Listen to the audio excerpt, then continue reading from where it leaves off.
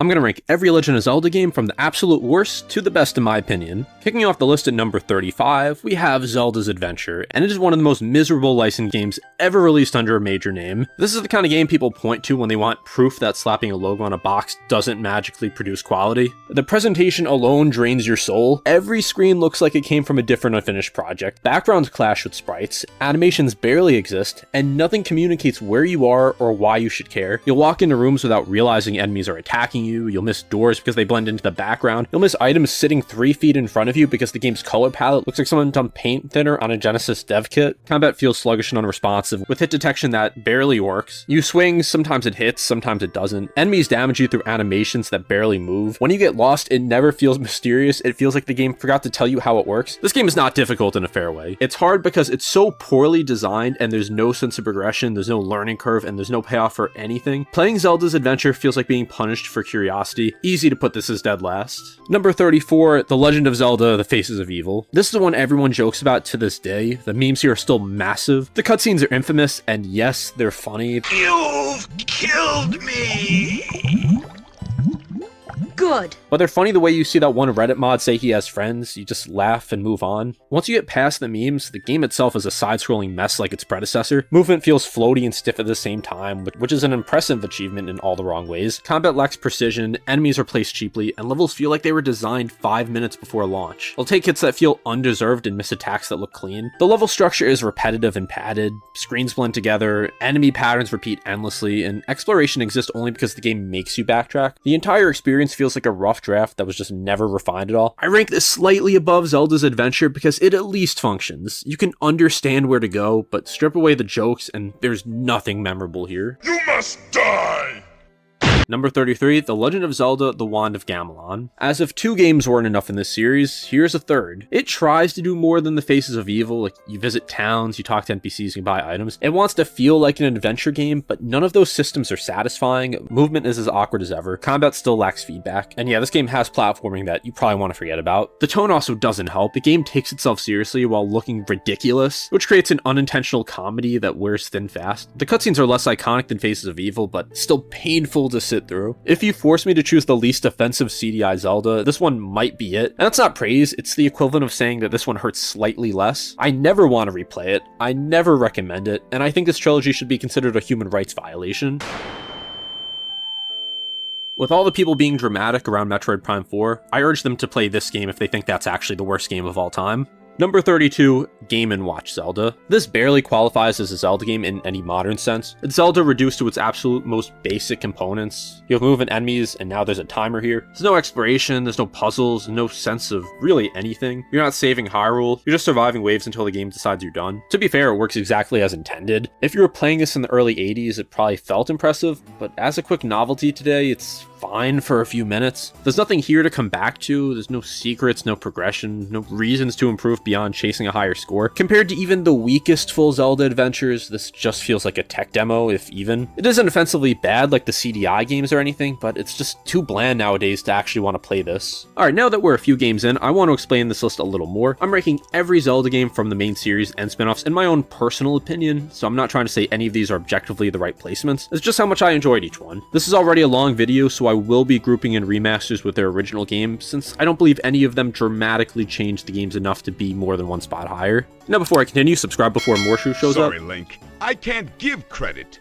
Come back when you're a little, richer. Number 31, I'm actually going to group 3 games together, and those are going to be the Tingle games. These games know exactly what they are, and that's kind of the problem. They're very strange, deeply uncomfortable, and completely uninterested in appealing to anyone who doesn't already like Tingle as a character, so pretty much anyone. These aren't broken games, and they actually have pretty interesting concepts. There's RPG systems, progression, and actual thought put into how money and risk factor into gameplay. Rupees matter more here than almost any other Zelda-related title. It is interesting in theory, but in practice, it's wrapped in a tone and presentation that just pushes me away. Tingle himself is the core issue. He's loud, unsettling, and intentionally irritating. There's not too much more I can say about these games because I haven't actually played them, not because I haven't wanted to give them a try, but they were never released in the US, so take that as you will if you're a passionate Tingle defender getting mad at me for putting these so low. Number 30, My Nintendo Picross: The Legend of Zelda Twilight Princess. You may not have even known this existed because it was basically a promotional 3DS game for the Twilight Princess remaster, and it's exactly what it sounds like. It's a Picross game, the puzzles are solid, the presentation's clean. If you are a Picross fan and love Twilight Princess, this is probably exactly what you want. For me, I just don't really care. What makes this rank so low is the simple fact that it feels wrong to place it above actual Zelda adventures. Even weaker and more experimental Zelda games still attempt to offer exploration, combat, or storytelling. This does none of that. It's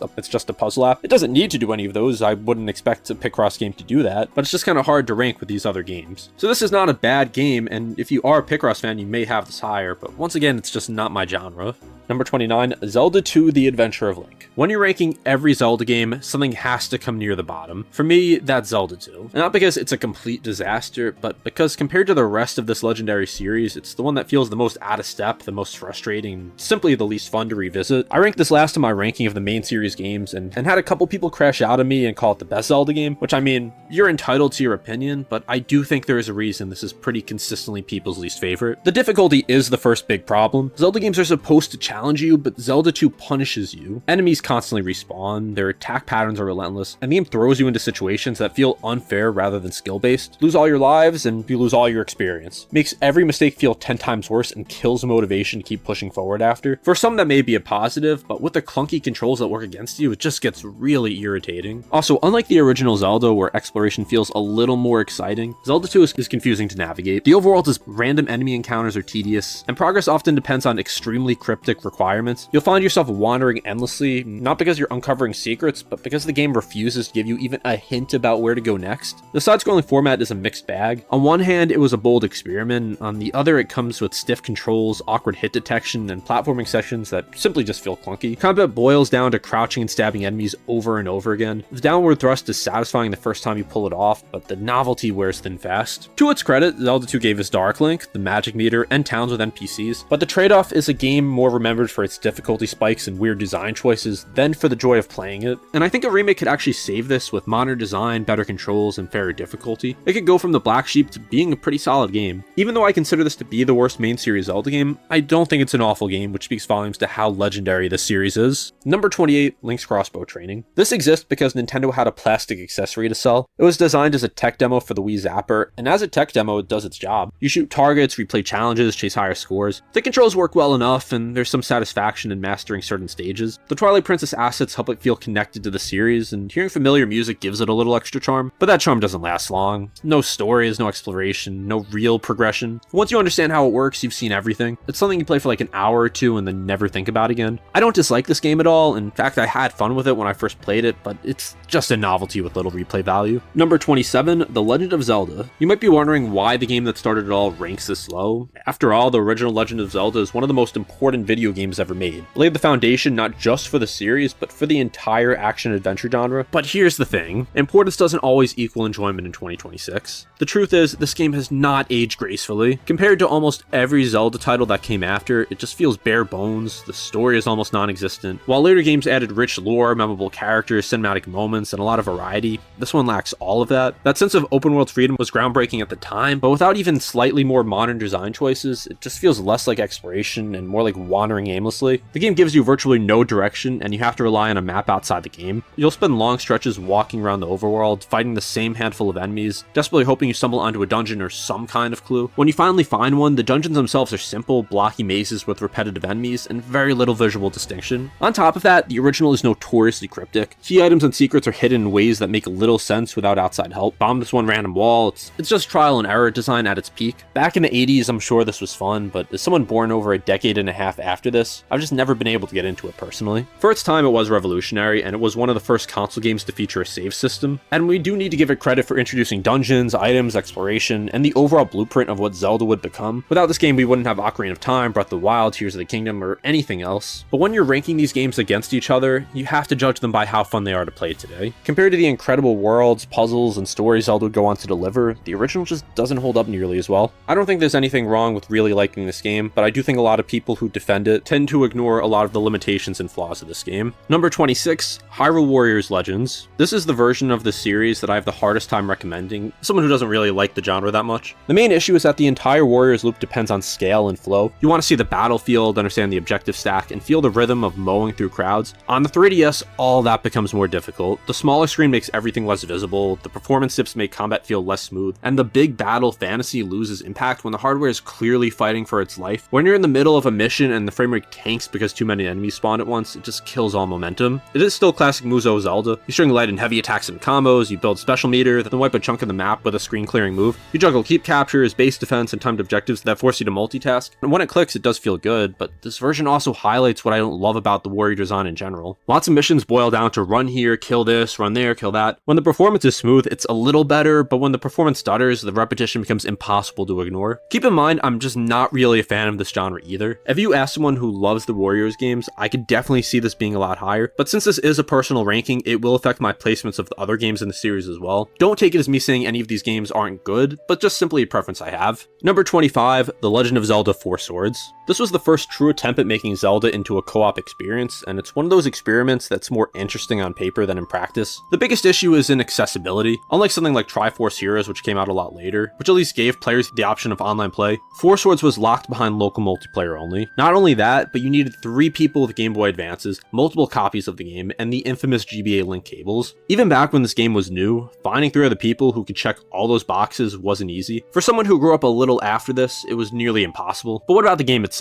The dungeons are randomly generated, which makes each playthrough feel a little different and gives the game surprising replay value for a Zelda title. The story, while simple, is stronger than what we'd later see in something like Triforce Heroes. Splitting Link into 4 and solving puzzles together adds a unique twist to the formula, and there's definitely some charm in coordinating with friends trying to figure things out. The puzzles aren't as clever as in mainline Zelda games, the combat can get repetitive, and the overall experience doesn't feel satisfying solo. Since it was originally bundled with A Link to the Past on GBA, a lot of players, including myself, spent way more time in the main adventure than playing this. I've been a little harsh on 4 Swords. I do think it's a solid game. The dungeons do have replay value, the story is more engaging than the previously mentioned Triforce Heroes, and the concept feels exciting for its time. I don't love it, but it is worth playing, especially on Switch if you can get a session going. Number 24, The Legend of Zelda 4 Swords Adventures. The GameCube presentation is a lot stronger than its GBA counterpart. The animation's smoother, and the entire game feels more polished. If you look at it for 2 minutes, you can tell it's simply just a more expansive game. The structure is still the biggest limiter. You pick stages, clear objectives, collect force gems, move on. It just creates a stop and start flow instead of the continuous journey feeling that defines the best Zelda games. You're not getting lost in a world, you're just completing assignments. The gameplay hook is still satisfying with the right group. Managing multiple links is still funny when you're cooperating, but it becomes a disaster when you're not. The formation system and the way the game splits the team adds strategy. Some puzzles are actually pretty clever in multiplayer because they require timing and communication, not just item usage like you would expect. The problem is accessibility and how the game is solo. The full intended setup requires extra hardware, and the solo experience loses the main appeal. When you play alone, you're basically micromanaging a game built for shared problem solving. It's a functional game, and it's fine for what it is, but it's not anything special in my opinion. Number 23, Hyrule Warriors. Unlike its successors, this is not a canon game. It's basically just a fan celebration, where Nintendo and Koei Tecmo ask the question, what if Zelda was a massive battlefield brawler? If you grew up across multiple Zelda eras, the appeal is pretty instant. You're fighting through maps inspired by iconic locations with a ton of characters, with an arrangements of classic themes playing. The combat loop is standard Musou structure, but Hyrule Warriors dresses it up with Zelda flavor as you'd expect. Each Zelda character has a distinct moveset identity, and some feel pretty creative instead of feeling like just a reskin of one another. The best moments come from picking a character whose kit you click with and optimizing routes and timing. Capture a keep, cut off reinforcements, jump to a commander, then pivot to a surprise objective before the map collapses, and that's pretty much the structure. The downside is also the usual Musou problem. The enemies are mostly props, like pretty much all you're doing is destroying them with little strategy. Captains and bosses do add a little more, but a lot of fights just come down to recognizing an opening, dumping a combo string, and cashing out with your special move. Over time, the game starts to feel more like task management with a combat layer rather than combat with tactical choices. As someone who isn't into these kinds of games, like I said, I thought it was solid, but this version is also now completely obsolete with the definitive edition out, which I will get to later. Number 22, The Legend of Zelda Triforce Heroes. This is the Zelda that feels most like a party game wearing Zelda clothes, and I mean that both in good and bad ways. The core mechanic is built around 3-player cooperation, specifically the totem system. You stack into a human tower, throw teammates across gaps, and solve puzzles obviously designed around teamwork. When you play with friends who are locked in, it's actually pretty fun. You start building little routines without even talking, who stacks first, who throws, who grabs the key, who stalls enemies. The costume system is also a big part of the identity. Outfits aren't just cosmetic, but they grant abilities that change change how you approach stages. That should be a cool way to build variety, and sometimes it is. The problem is that the game leans so hard into the fashion theme that it starts to feel like the point more than the adventure. The hub, the vibe, the tone, the structure, all of it pushes you towards bite-sized missions rather than a journey like you'd want from a Zelda game. Single player is where the cracks really start to show. You control one Link and drag two lifeless dolls along who just look completely creepy, and you swap between them to solve puzzles. It works, but it just feels awkward, and it's like you're puppeteering a co-op game by yourself. Online play fixes that, but online also introduces its own problems. Communication is limited, and the game demands coordination. You end up in situations where one person understands the puzzle, one person spins in circles, and the third is just doing whatever they feel like doing. Not to mention that the online for this game has also been shut down, so to play with friends you have to do local multiplayer. I like this game for what it is. I have good memories of it where I'd play with friends in school or online, and it controls perfectly fine, but besides that, it just isn't very good. Honestly, if I didn't have any nostalgia with this, it would almost certainly be lower. Number 21, Hyrule Warriors Age of Imprisonment. The newest game on this list, only releasing a couple months ago. Age of Imprisonment is a lot different than the original Hyrule Warriors, just like its direct predecessor. Instead of acting as a franchise-wide celebration like the original Hyrule Warriors, this one is tightly anchored to Tears of the Kingdom's ancient past and the imprisoning war. The focus gives the story more gravity than most games in this style. The game leans heavily on cinematics and character moments. While it's still a hack and slash at heart, it feels like it's trying to add more context to Tears of the Kingdom rather than just borrow from its aesthetics. On the gameplay side, it's more Warriors gameplay with some more refinements. Sync strikes encourage you to think about character pairings instead of just spamming specials, and Zonai-inspired mechanics and elemental interactions give you more control over crowd flow than just run in and mash. Healing is streamlined with ration, the restock at mission starts and checkpoints, removing the resource grind frustration some players had with Age of Calamity. The combat isn't suddenly deep or tactical, but it's smoother, it's cleaner, and a little less annoying moment to moment. Performance and presentation are major strengths. Compared to Age of Calamity's famously rough frame rate, Age of Imprisonment feels more stable and more responsive, of course being on Switch too. Local split-screen co-op and game share support also make it one of the more accessible Warriors entries if you want a couch co-op experience. The trade-off is scope. Because the game is tied to a specific era, the roster is smaller and less varied, and there's far less of the endless content buffet that defined Hyrule Warriors Definitive Edition. Strategy elements like base defense and map-wide pressure are also dialed back in favor of more straightforward action. As of the time of writing, I only recently started it, so it definitely could move up, but this is just where I have it now. And right above that, at number 20, is Hyrule Warriors Age of Calamity. Age of Calamity is very interesting. It plugs into Breath of the Wild's world with its characters and tone. The art direction matches Breath of the Wild closely enough that it feels like you're back in that Hyrule, even though you're playing a completely different genre. Character animations, UI energy, music choices, it all feels like it belongs here. The best part is the character focus. Warriors games live and die by roster appeal, and Age of Calamity makes the champions feel playable in ways Breath of the Wild never could. Each one has a strong identity, and when the movesets are good, you feel it immediately. The usual Warriors downsides still apply. You're still clearing mobs, flipping keeps, managing objectives overload, and spending lots of time running from marker to marker. If you dislike this kind of pacing, this isn't gonna fix it. And if you want Zelda dungeons, puzzle progression, and any type of exploratory atmosphere, this just isn't built for that. The narrative direction is a big talking point with this game, and whether you love it or hate it, it depends on what you wanted from a Breath of the Wild prequel. I won't spoil specifics, but I think this is pretty much neck and neck with Age of Imprisonment. I think I just liked Age of Calamity a little bit better.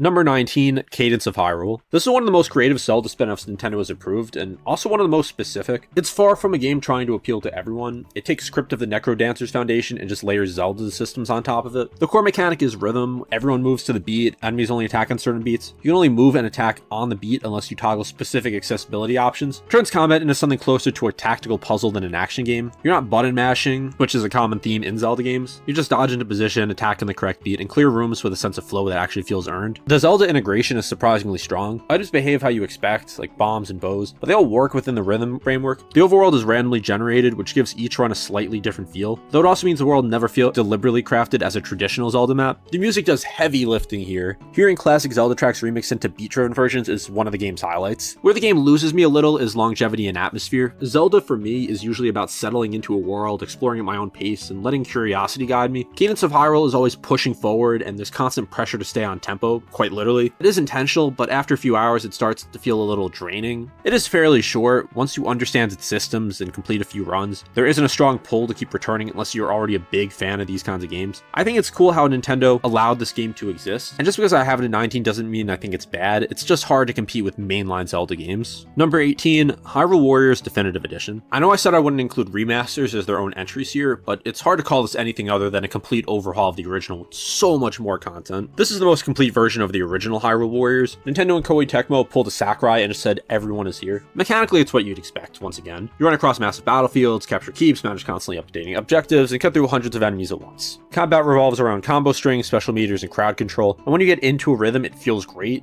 You learn optimal routes, decide which threats to prioritize, and juggle multiple objectives without letting the map collapse. What sets Definitive Edition apart is just the sheer volume and polish here. Performance is smoother than earlier versions, menus are cleaner, and adventure mode is absurdly big. That alone can take dozens of hours, with maps themed after classic Zelda games, each introducing unique rules and twists. Even if you didn't like the original, you actually might like this because of how much it adds and how much better it runs. Like, this is a game you could sink hours into, longer than a lot of mainline Zelda games. But my issues I have here are the same as the other Warriors games in general. The enemies aren't intelligent. After enough hours, missions start to blur together, and it can start to get repetitive. I rank this higher than other Warriors entries because of the amount of content and the fun I had with this, and it actually pleasantly surprised me. As you can tell, and as I've said, I'm not a big fan of Warriors games, but I think that this is the peak of the series. Number 17, The Legend of Zelda Phantom Hourglass. As a direct sequel to Wind Waker, it had an uphill battle, and Nintendo made the bold choice to completely redesign how Zelda plays on handheld. The touchscreen controls define this game for better and worse. Movement, combat, and item usage are all handled through taps and stylus gestures. Drawing paths for the boomerang or marking routes on map is actually a clever idea, and some puzzles make excellent use of the DS hardware. The problem is this just doesn't feel good for a whole playthrough. Long play sessions can feel tiring, and I can never fully shake the feeling that I'd rather just be using traditional controls. Structurally, the game mirrors Wind Waker in concept. You travel between islands, explore dungeons, and piece together the story. On the DS though, everything feels scaled down. The overworld is smaller, the dungeons are shorter, and the sense of wonder is just limited here. The biggest issue is the Temple of the Ocean King, which you've probably heard in every ranking that includes this. The central dungeon forces repeated visits under time pressure. The first time though, it's tense. The second time you're annoyed. By the third time, you're just dragging yourself through floors you've already cleared, watching the timer tick down, wondering if you'll ever make it. Even with shortcuts unlocked later, the dungeon never shakes the feeling of padding. You will see people defend this, and I am sure there are people who like it, but I also think it's disingenuous to say that there's no issues here at all. There's still plenty to like here. The art style translates well, the music is pretty good, and the puzzles are creative. It's not a bad game, it just constantly reminds me how much better its ideas could have been with different structure and control schemes.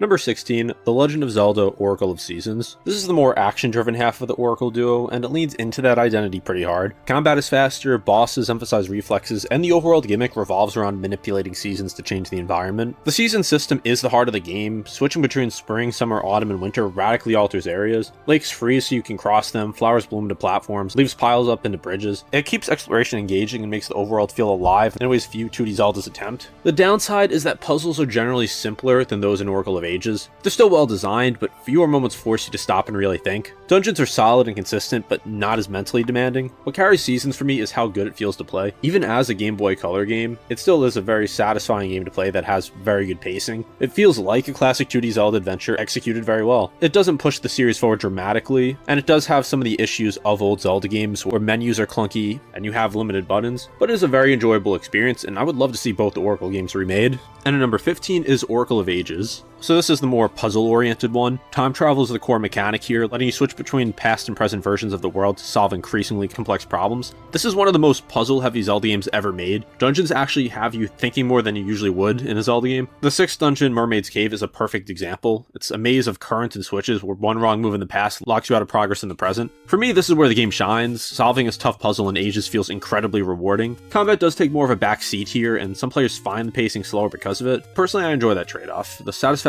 of cracking a difficult dungeon outweighs the reduced emphasis on action. The linked ending between Ages and Seasons is worth highlighting. If you play both games and unlock the true ending, it makes the experience feel larger and more complete. These games are pretty close, as they are very similar games, and you can't really go wrong with either of them. The reason I have them lower than a lot of other Zelda games is just because they are very simple compared to games that came after. Being on the Game Boy Color, there was only so much they could do, only so much variety they can have, and it can get pretty annoying having to switch items constantly. Number 14, The Legend of Zelda Spirit Tracks. This is one of those Zelda games where a single design choice dominates the conversation, and of course here it's the train. A lot of people hear Zelda with a train and immediately think it's ridiculous. I understand why, because Zelda has always been associated with freedom and open-ended exploration, and Spirit Tracks replaces that with fixed rail lines and scheduled routes. But once you engage with the game on its own terms, that structure starts to make sense, especially for handheld Zelda built around shorter play sessions. Unlike sailing in Phantom Hourglass, which could feel aimless, the train gives progression a physical form. You're restoring rail lines, unlocking new routes, expanding the map piece by piece. You can look at the world map and immediately see how far you've come. It still does feel a lot like Phantom Hourglass. It still has the touchscreen controls, which I'm not a fan of. It is a little better here, and it's better integrated into puzzle design, but still I would prefer traditional controls.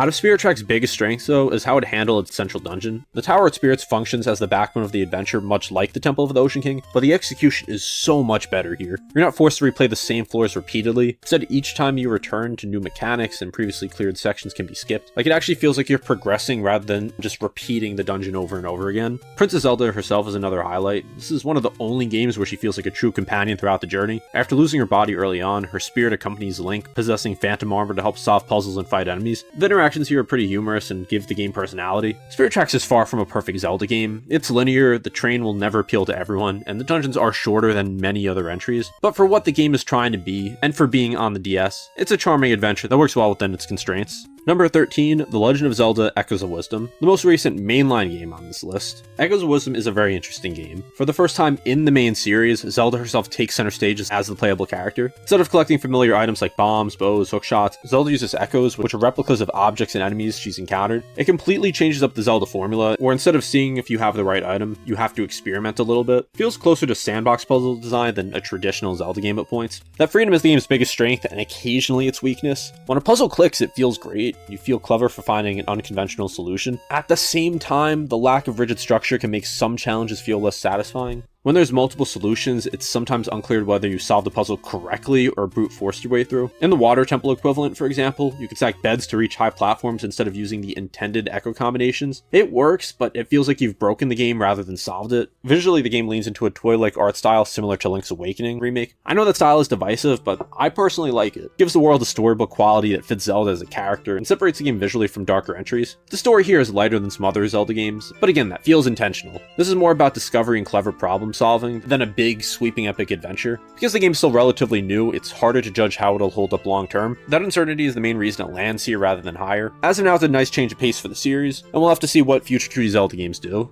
Number 12, The Legend of Zelda Link's Awakening. When this launched on the Game Boy, it proved Zelda could exist anywhere. This was the first handheld entry in the series, and instead of feeling like a compromise, it felt shockingly complete. Nintendo took a series known for sprawling worlds and dungeon-heavy progression, and rebuilt it with the harsh limitations of the Game Boy without losing its identity. Fewer buttons, a tiny screen, and simple audio definitely do limit it, but even with these limitations, it's still a great game. The dungeon design is exceptional, especially considering the hardware. Each dungeon has a clear mechanical identity, it introduces new ideas at a steady pace and rarely wastes the player's time. Puzzles are clever without being obscure, item usage feels purposeful, and progression flows naturally from one objective to the next. This feels like a full Zelda game instead of being a watered-down spinoff on a handheld. Koholint Island is also one of the most distinctive settings that the series has ever had. The world feels strange and slightly off, full of quirky characters, odd references, and moments that don't quite follow traditional Zelda logic. The dreamlight atmosphere is amplified by the minimal presentation. The story just has this weird vibe about it, and its eventual twists stand out even more because it delivered so perfectly. The DX version on Game Boy refined the experience by adding color and optional color dungeon, making it the best way to play this game at the time. Like with the Oracle games, being on an old handheld, it definitely is held back. It is lacking in variety a little bit. The music isn't the best here, even though I still think it's pretty good, and it can get really annoying needing to swap items constantly. Number 11, The Legend of Zelda Skyward Sword. This may be one of the most divisive Zelda games. You're going to see comments saying that this should be higher and comments saying this should be lower. Both of these people will be acting like they're objectively right, but of course, neither of them are. And for me, Skyward Sword is a game I have a love-hate relationship with. I love the art style, I really do like the story, and I like the personality that this game has. This is the most linear mainline Zelda Nintendo's ever made, and that design choice defines almost every conversation around it. So the biggest talking point is motion controls. Skyward Sword was built entirely around the Wii Remote, requiring directional sword swings for combat and puzzles. When it works, it actually feels pretty good. Certain enemies like Stalfos force you to read their stance and respond with the correct angle, adding more interactivity than button-based combat would have. The problem is reliability. The Wii Remote wasn't precise enough all the time, and when the game misreads an input during something like the Girahim fights, it just feels awful. You know what you tried to do, and the game just disagrees. The HD Switch version fixes a lot of this. Button controls give players an alternative. Phi or Phi, whatever you say, interrupts far less, and overall pacing feels a little smoother, but even with improvements, the game structure remains extremely guided, and the controls are still very wonky on Switch, as you still don't have traditional free camera control. You revisit the same surface areas, Farron Woods, Elden Volcano, Lineru Desert, repeatedly with new objectives rather than discovering new regions. Instead of opening up, the world just feels segmented, like carefully managed challenge zones. That said, Skyward Sword shines in areas where Zelda usually excels. The dungeon design is fantastic, each dungeon introduces a central mechanic and fully explores it, leading to some of the most creative puzzles and boss fights in the series. Ancient Cisterns constantly concept of light above and darkness below is brilliant, and Kolokdos is one of the best boss fights Nintendo's ever designed. You literally tear its arms off and use them as a weapon against it. The story, like I mentioned, is one of the strongest. This is the origin of the Master Sword, and the relationship between Link and Zelda feels personal and emotionally grounded in ways few other games attempt. Skyward Sword frustrates me a lot more than other Zelda games, with its awkward controls on both versions, and its very linear design, but its ambition is undeniable, and I really do like this game. I just prefer when Zelda games give you a little more freedom than this, and also have better controls. Starting our top 10 is The Legend of Zelda: The Minish Cap. This is one of the most underrated Zelda games. Developed by Capcom for the GBA, this game understands Zelda's core loop perfectly and builds a clever mechanic around it without letting that mechanic take over. The shrinking ability is the heart of the game. By reducing Link to Minish size, familiar environments become completely recontextualized. A puddle becomes a lake, a ledge becomes a cliff, a house becomes a dungeon entrance. This is used constantly in exploration, puzzles, and dungeon design, and it never feels like a one-off gimmick. In Hyrule Town, you'll shrink down to find entire pathways through cracks in walls, and what looks like a simple pot from normal size becomes a massive obstacle course when you're tiny. Combat feels smooth and satisfying, sword techniques add depth, and items like the Gust Jar and Cane of Patchy give the game its own flavor. The dungeons are excellent here, with strong pacing and a lot of memorable moments. Nothing feels like filler here. Visually, this game is gorgeous. I love the GBA art styles. The sprite work is some of the best on the system, and has very expressive animations and vibrant environments. I actually prefer this look to the DS games, where it has the very pixelated 3D look. The music here is also criminally underrated, full of tracks that stick with you. The only thing I feel holding Minish Cap back is its length. It's shorter than many other Zelda games, and it's never received a full remake to introduce it to a new audience. Still, as a complete adventure, it doesn't have too many issues. I just prefer what the next 9 games did. Number 9, The Legend of Zelda: Link's Awakening HD. I said I wouldn't go over remasters separately, but this is not a remaster. This is a full, from the ground up remake, and it earns its place. Unlike remasters, which are usually just a new coat of paint with some quality of life improvements, this entire game here is rebuilt. It took the original Game Boy game that was limited by its hardware and really took advantage. The most obvious change is the art style. The toy-like diorama look was controversial when it revealed, but I feel like it fits Koholint Island perfectly. Everything feels artificial in a way that reinforces the story's dreamlike tone. Characters look cute and almost fragile in a way, which makes the game's underlying tone hit much harder. This version also fixes almost every friction point of the original. Dedicated buttons for items remove the constant menu swapping that defined the Game Boy release. Movement smoother, combat's more responsive, and quality of life changes just make exploration feel natural instead of clunky. The dungeon design is unchanged in structure, which is exactly the right call because these puzzles were already great, but now they're easier to read visually. The remake also expands the experience just enough. The chamber dungeon mode's divisive, but it works as an optional sandbox for players who enjoy Zelda's puzzle logic separate from the narrative pressure. It doesn't replace real dungeons, but it doesn't need to be, it's just a bonus. What really sells this version is how faithfully it preserves the game's identity. The music remakes are beautiful, the story beats land exactly as they should, and the ending still carries the same weight it did decades ago. I can understand how it can be hard to get into the original Link's Awakening, so if you haven't played either of these games yet, I would definitely recommend the HD version. So now we're getting into the territory where I believe all these games are true masterpieces. I could see any of these being someone's favorite game. And at number 8, we have The Legend of Zelda: A Link to the Past. A Link to the Past is the foundation modern Zelda stands on. Released on the SNES in 1991, it took the ideas of the original NES game and then refined them into so much more. This is where so many staples originated, like the Master Sword, Kakariko Village, a strong narrative framework, many of the items, the Light World and Dark World just remains one of gaming's best moments. Realizing the world has effectively doubled in size changes the entire scope of the adventure. The first time you pull the Master Sword and get thrown into the Dark World is just a genuine moment of surprise.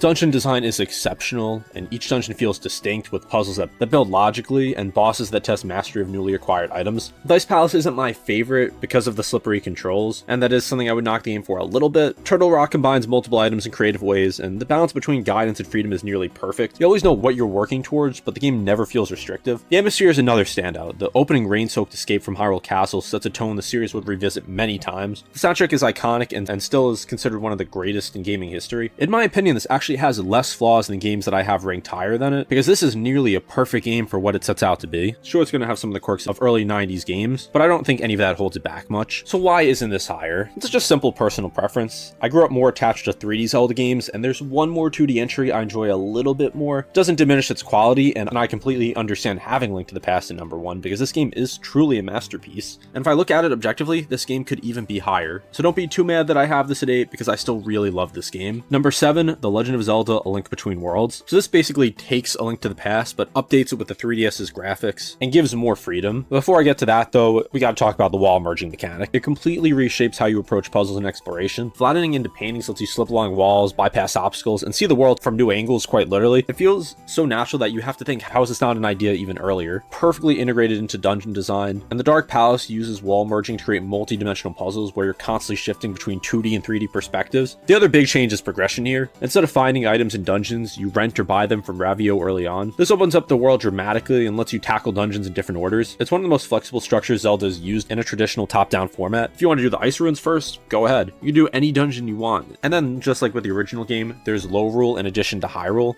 which I know a creative name, but it's the same concept of the light and dark world. Visually, the game is clean and colorful, especially for a 3DS game. Music beautifully remixes A Link to the Past iconic tracks while adding new ones. The story is lighter, but characters like Ravio and Hilda add interesting twists to familiar roles. The only downside here is how closely it mirrors A Link to the Past overworld. At times, it feels more like a remix than a brand new world, so this is far from being one of the most innovative Zelda games, but it just takes the great A Link to the Past, but in my opinion just makes it a little bit better. Number 6, The Legend of Zelda: Twilight Princess. In the mid-2000s, there was a lot of unhappy Zelda fans after Wind Waker's art style backlash, and this was the course correction. Darker tone, more realistic visuals that don't really look realistic, bigger dungeons, more epic presentation. For a lot of people, this is exactly what they wanted. From the opening hours, the game establishes a heavier atmosphere than almost any other entry. Hyrule feels grounded and bleak, villages are quieter, fields feel emptier, the Twilight invasion is unsettling in ways that go beyond visuals. When areas fall into Twilight, the world feels hostile, unfamiliar, and dangerous. The first time you enter Twilight-covered Ordon Village and see your neighbors turned into spirits, unable to see you, just feels like something is off. The wolf mechanic is divisive. Turning into Wolfling changes how you move, fight, and interact with the world. I've never loved these sections, but I don't hate them either. They slow the pace, but serve the story and atmosphere well. And there's also a cool amiibo I got with the Wii U version of this. Sense tracking, digging, and combat add variety, even if they're not as deep as Link's regular moveset. They work best when used sparingly, and the game does sometimes overstay its welcome with them. I feel like where Twilight Princess truly earns its reputation, though, is dungeon design. This is one of the strongest dungeon lineups in the franchise, if not the strongest. Arbiter's Grounds is eerie and forgettable, especially the spinner, which you pretty much use at no point after this. But when you do use it in the incredible Stallard boss fight, it's just peak, no other way to put it. Snow Peak Ruins turns a decaying mansion into a dungeon that feels lived in and personal, complete with yetis who actually live there. Temple of Time is pure fan service done right, using nostalgia to actually progress the game rather than just a nod. Each dungeon feels long, deliberate, and distinct in ways modern Zelda often avoids. Combat feels more refined than earlier 3D entries too. Sword skills add flair and personality to Link's fighting style without overwhelming the player. Finishing moves, parries, and mounted combat make encounters feel cinematic. Boss fights are memorable and varied, and the final showdown with Ganondorf is one of the most satisfying finales in the entire series, especially that one-on-one sword duel at the very end. Midna is the heart of the game. She starts sarcastic and manipulative, but gradually becomes one of the most layered companions Zelda's ever had. Her arc is emotionally grounded, and her relationship with Link carries real weight. By the end, her story feels earned and not forced. She and the King of Red Lions, who I'll get to in a little bit, in my opinion, are the two best companions in the series. The HD version improves visuals significantly and offers better controls, whether you use motion or traditional inputs, but it doesn't do too much else. Number 5, The Legend of Zelda: Majora's Mask. Before I continue, I just want to say that my top 6 are all very close. I love all of these games, and if I ever update this, there's a good chance something can move. But anyway, Majora's Mask is the most unsettling Zelda game Nintendo's ever made. Twilight Princess might try to go for this vibe, but I feel like Majora's Mask, built in under 2 years using Ocarina of Time's engine, this somehow became one of the most thematically dense entries in the series. The 3-day cycle defines everything. Time is always moving, the moon is always falling, NPCs follow schedules, repeat routines, and react differently depending on where they are emotionally in the cycle. Some panic, some deny reality, some won't accept what's coming. Unlike most Zelda games, the world doesn't wait for Link. It moves on whether you're ready or not. The bomb shop owner quietly mourns in the back room on the final night, the postman stands at the town exit, torn between duty and survival. These NPCs actually feel alive, unlike most other Zelda games where they just feel static. The time reset mechanic may limit exploration a little bit, but it's unlike anything else in the series. You're constantly weighing progress against loss. Do you want to finish this quest now, knowing you'll reset everything? Do you abandon something halfway and come back later with more knowledge? It creates urgency that never fully goes away, and while it can be stressful, it's also what makes the game so memorable. The mask system is brilliant. Transforming into Deku, Goron, and Zora Link fundamentally change movement, combat, and puzzle solving. Each form feels distinct, not just cosmetically, but these transformations are also tied to fallen characters, which gives them even more emotional weight beyond just miss the gameplay utility. Like, there's some very heavy themes here. The dungeon count is low, and that is something I do knock it for a little bit, but the quality is extremely high. Woodfall and Snowhead are strong introductions. Stone Tower Temple is one of the best dungeons Nintendo's ever designed. Flipping the entire structure upside down is still jaw-dropping. Great Bay Temple is divisive, but even at its worst, it's better than some of the other water dungeons in the series. But the real strength here is side content. The Anju and Kafi quest is legendary for a reason. Helping characters resolve unfinished business before the end creates moments that feel intimate and human. You aren't just saving the world here, but you're doing a lot of smaller things as well. Majora's Mask vibe just hasn't been replicated yet. It just has that uneasiness and sense of dread throughout the entire game, and while something like Twilight Princess went for that, I feel like it was still missing what made Majora's Mask so great in that regard. It isn't a perfect game. While the 3A cycle is very interesting, it can limit how much side content you actually do, and can limit your exploration, which could be a pretty big negative depending on who you ask. But I think most fans of this game can move past that. And then there's the 3DS version, which is how I played this. It just has better visuals, streamlined saving, quality of life improvements, everything you'd expect. And this is a game I'd love to see in 4K on Switch too. Number 4, The Legend of Zelda: The Wind Waker. For a long time, The Wind Waker was actually my favorite Zelda game, and even now it's the one I feel emotionally attached to. This was Nintendo taking a massive risk when fans wanted something safe. Instead of backing down, they fully committed to a vision that aged better than almost anything else in the series. The art style was controversial at launch, people wanted realism, but what they got was bold color, cartoon-looking style. 2 decades later, that decision looks genius, because Wind Waker still looks beautiful because it was never chasing realism. Like, look at Twilight Princess 20 years later, and it has not aged the best. The expressive character animations give this game warmth and personality that many quote-unquote better-looking games lack. His face shows genuine fear and determination, and every character feels alive in a way few games achieve. Exploration is the core experience. Sailing the Great Sea creates a sense of scale that feels unique even now. The ocean can feel empty, and that criticism is totally fair, but that emptiness is also part of the mood. The music, the wind, it just creates a reflective pace that lets the adventure breathe. You never know if the next island will be a dungeon, a side quest, or something completely random. You never know if you're going to run into Tingle either. The story is more personal than epic. Link's motivation isn't destiny or prophecy, just wants to save his sister. Ganondorf is also more nuanced here. He's reflective, bitter, and aware of what he lost. He's more than just the typical evil Ganon we see, but he has more interesting motivations here. Dungeon count is lower than average, but the quality is high. Dragon Roost Cavern, Forbidden Woods, and the Earth and Wind Temples all stand out. The Triforce Hunt near the end was a pacing disaster in the original, but the HD version fixes this dramatically. Faster sailing and streamlined shard collection make the late game more enjoyable. I always recommend the HD version because it preserves the vision while fixing the biggest issues. And while you can play Wind Waker on Switch too, kinda sucks that we haven't gotten the HD version ported. Wind Waker doesn't try to be everything Zelda's ever been, and it tries to be its own thing, and that's one of the reasons I love it. Number 3, The Legend of Zelda: Breath of the Wild. This was the most radical shift the series has ever made. Nintendo stripped Zelda down to its core and rebuilt it around one thing: freedom. Not guided freedom, not curated freedom, actual freedom. From the moment you leave the Great Plateau, the game stops holding your hand. There's no intended order, no checklist, no forced path. You see something and you can go there. In fact, as soon as you leave the Great Plateau, you can go fight Ganon and beat the game. Combat encounters are physics puzzles, weather matters, terrain matters, preparation matters. You're rewarded for thinking creatively rather than following instructions. If you see a bokoblin camp, you could fight them head on, you could sneak past, you could drop a boulder on them, you could set the grass on fire, you could glide over them. The physics system is the backbone of everything. You're constantly experimenting, whether you're rolling boulders, using stasis, using wind, freezing water, launching yourself across gaps. The game gives you so many tools to just play around with, and it's just pure fun. Hyrule here is so vast and feels lived in. Unlike the original Legend of Zelda, where you have complete freedom, there's not really too much to discover there. Here there's over 100 shrines and over 900 quark seeds, and there's always treasure somewhere nearby. The sense of discovery is constant, and the game almost never wastes your time. Even when you're just climbing a mountain, you'll find something there. Now there are fair criticisms, and that is why I've put it down to 3, when a few years ago I actually had it at 1. Traditional dungeons are gone, replaced by shrines and divine beasts. Individually, shrines are clever, but collectively they lack the identity and atmosphere of classic temples. The divine beasts share this issue. The concepts are interesting, but visually they're all the same, and I don't think they're particularly interesting. The story isn't great here. It's told through memories rather than active events, which can make it feel distant. And yes, I know the items break if you breathe on them, basically. But the moment-to-moment gameplay is so strong that these flaws fade. The survival mechanics, whether it's cooking, the weather systems, stamina management, keeps you on your toes without feeling unfair. Armor and clothing add strategy, different outfits protect you from certain elements, combined with the dozens of weapons, shields, bows, runes. You've got endless ways to tackle any problem. Breath of the Wild feels like the original NES Zelda reimagined with modern technology. To this day, we're still in the Breath of the Wild era, and it's going to be interesting to see where Nintendo goes next. Some people hate this game, some people love it, some people say it's not a good Zelda game, and on one hand, I agree it's not a traditional Zelda game, but ranking these games based on how much I enjoyed them, and I really love Breath of the Wild. And that takes me into number 2, The Legend of Zelda: Tears of the Kingdom. This game had the impossible task of following up one of the most influential games ever made without feeling redundant. Instead of reinventing the wheel, it expanded that in every direction. The Sky Islands give the world verticality few games have ever achieved. Like, I can't think of another handcrafted open world that puts an entire new map floating above you, but Nintendo didn't stop there. The depths add an entire underground world as massive as the surface. That's 3 layers of Hyrule stacked on top of each other, creating one of the most ambitious open worlds ever crafted. And it's rare you'll go more than a few minutes without finding something worth your time. Then there's Ultra Hand. This completely transforms problem solving into creation. You can build vehicles, bridges, weapons, machines that look ridiculous but somehow work. I've spent hours just experimenting with Zonai devices, building flying machines that shouldn't work but do. Even the other mechanics here like Recall, Fuse, and Ascend complement this perfectly, and I actually prefer these over the runes in Breath of the Wild, although I will say I do miss Stasis. One of Breath of the Wild's biggest criticisms was the lack of traditional dungeons, but Tears of the Kingdom fixes that. Now, these are not top tier Zelda dungeons, but they're definitely a huge improvement. Would I like more traditional dungeons? Yes, but this is a step in the right direction. I believe the story is also stronger here too, with higher stakes and a villain who feels more threatening. Ganondorf here is terrifying in a way he hasn't been since Twilight Princess. The downside though, the sheer openness can dilute narrative momentum. Just like with Breath of the Wild, where most of the story comes from memories, it does feel distant. Even with that, Tears of the Kingdom is one of the most ambitious games Nintendo's ever made, even if it isn't the most innovative. I feel like it's kind of like A Link Between Worlds and A Link to the Past. A Link Between Worlds didn't change too much, but it just made an already fantastic game even better. It does seem like more people prefer Breath of the Wild, and I won't argue with them because we all have our personal preferences with games, but to me, Tears of the Kingdom was just a better version of Breath of the Wild, even if it didn't have the same impact that Breath of the Wild had with being a brand new thing. If we got a sequel to Tears of the Kingdom that's similar, then that's the point where I would say we need to change it up. But I felt like there was a lot that Breath of the Wild could have done, and Tears of the Kingdom added so many ideas on that. And at number 1, The Legend of Zelda, Ocarina of Time. You hear it all the time, Ocarina of Time's overrated, it's just nostalgia talking, but here's the thing, I didn't play the original Ocarina of Time for nearly 20 years after it came out. I played the original on my 3DS 2014, and it's still my number 1. I actually had Tears of the Kingdom as number 1 last time, but after going back to Ocarina, I swapped it because I just didn't fully remember how truly great this game is. Released in 1998 on the Nintendo 64, this was Nintendo's first attempt at 3D Zelda, and they absolutely nailed it. Lock on targeting, context-sensitive controls, cinematic storytelling. These were innovations that shaped gaming for decades. Every action-adventure game since owes something to Ocarina of Time. But it's not just about being revolutionary. The game itself is a masterpiece in atmosphere, pacing, and design. The child-to-adult time skip remains one of gaming's most effective twists. Pulling the Master Sword and watching Hyrule decay under Ganondorf's rule gives real weight to your journey. The dungeons here are iconic. The Forest Temple and Spirit Temple are two of my favorites. The Water Temple, yeah, that exists, but the 3DS version at least fixes it a lot. I also really love the Ocarina mechanics. Yes, it's in Majora's Mask, but it feels just more meaningful here. One of the things I find most interesting is the Song of Storms, because it's actually a paradox. You learn it from a man who learned it from you, who you learned from him, and it's very confusing, and I'm not going to get into that here, but something I found very interesting about the game. Then the soundtrack here is just absolutely legendary. The story here just perfectly captures the hero's journey, from Link's beginnings in Kokiri Forest to the climactic duel at Ganondorf. There's a reason LEGO's selling this LEGO set for over $100. Zelda also has one of her strongest roles here. Characters like Saria, Darunia, and Nabooru are still beloved decades later. Walking through Castletown as an adult and finding it overrun with the Redeads is one of the most haunting moments in the series. Sure, the graphics are dated no matter which version you play, and the controls still feel stiff compared to modern games, but it also isn't lacking content due to its age. It's still a game I feel younger fans can get into, unlike something like Zelda 2, which I feel has aged a lot worse. It's sometimes hard to quantify how great a game is. The way I know I'm playing a great game is if I can't put it down when I'm playing it, and it just immediately grabs my attention, and Ocarina of Time is one of those games. And that's the list. I know this was a very long video, and if you made it to the end,